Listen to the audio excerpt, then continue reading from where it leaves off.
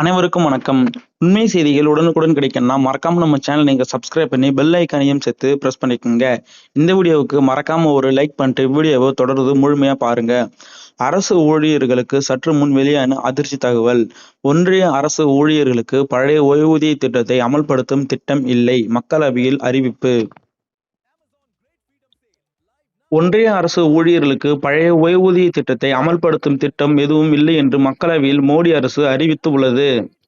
ராஜஸ்தான், சத்தீஸ்கர், ஜார்க்கண்ட், பஞ்சாப் மற்றும் இமாச்சல் மாநில அரசுகள் தேசிய ஓய்வூதிய திட்டத்திலிருந்து பழைய ஓய்வூதிய திட்டத்திற்கு மாறுவது குறித்து ஒன்றிய அரசுக்கும் ஓய்வூதிய நிதி ஒழுங்குமுறை மற்றும் மேம்பாட்டு ஆணையத்திற்கும் தகவல் தெரிவித்துள்ளதாக மக்களவையில் நிதித்துறை இணையமைச்சர் பங்கஜ் சௌத்ரி எழுத்துப்பூர்வமாக அளித்த பதிலில் குறிப்பிட்டார்.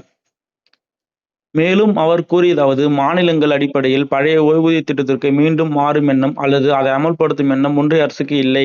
தேசிய ஓய்வூதிய திட்டத்தின் கீழ் வெளியேறுதல் மற்றும் பணம் எடுத்தல் விதிமுறைகள் 2015 மற்றும் பிற தொடர்புடைய விதிகளின் கீழ் சந்தாதாரர்களின் திரட்டப்பட்ட நிதியை, அதாவது அரசு மற்றும் ஊழியர்களின் பங்களிப்பு மற்றும் அதற்கான வருவாய் திரும்ப பெற்று மாநில அரசிடம் ஒப்படைப்பதற்கான எந்த ஒரு ஏற்பாடும் இல்லை. எனவே மாநிலங்களில் பழைய ஓய்வூதிய திட்டத்தை மீண்டும் அமல்படுத்துவது என்பது முழுக்க முழுக்க அந்தந்த மாநிலங்களின் கொள்கை முடிவுக்கு உட்பட்டது. இருப்பினும் தலைமை கணக்கு தணிக்கையாளர்கள் தனது சமீபத்திய மாநில நிதி தணிக்கை அறிக்கையில் மாநிலங்கள் பழைய ஓய்வூதிய திட்டத்திற்கு மாறுவதால் ஏற்படும் நிதிசார் தாக்கங்களை சுட்டிக்காட்டியுள்ளனர். தேசிய ஓய்வூதிய திட்டத்தின் கீழ் வரும் ஒன்றிய அரசு ஊழியர்களுக்கு ஓய்வுக்கு பிறகு பணவீக்கத்துடன் இணைக்கப்பட்ட வரையறுக்கப்பட்ட பலன்கள் மற்றும் குறைந்தபட்சம் மாதம் ரூ.10,000 உறுதியான ஓய்வூதியம் ஆகியவை வழங்கப்படும். யுபிஎஸ் என்பது ஒரு நிதி சார்ந்த பணப்பட்டுவாடா முறையாகும்.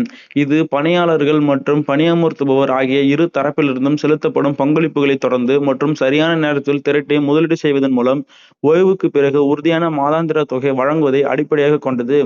ஜூலை 7 நிலவரப்படி ஒன்றிய அரசு ஊழியர்களுக்கான என்பிஎஸ் திட்டத்தின் கீழ் நிர்வகிக்கப்படும் மொத்த சொத்து மதிப்பு 3.65 லட்சம் கோடியாக உள்ளது.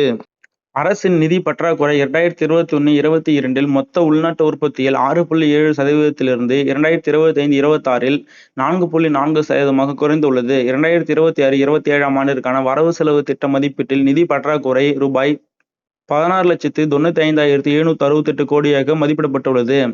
2026-27 ஆண்டிற்கான வரவு செலவு திட்ட மதிப்பீட்டில் அரசின் கடன் பெறுதல் ரூ.16.96 லட்சம் கோடி என்பது ரூ.17.15 லட்சம் கோடி மதிப்பிலான பயனுள்ள மூலதன செலவினத்தை ஈடுகட்ட பயன்படுத்தப்படும். இவ்வாறு அவர் கூறினார்.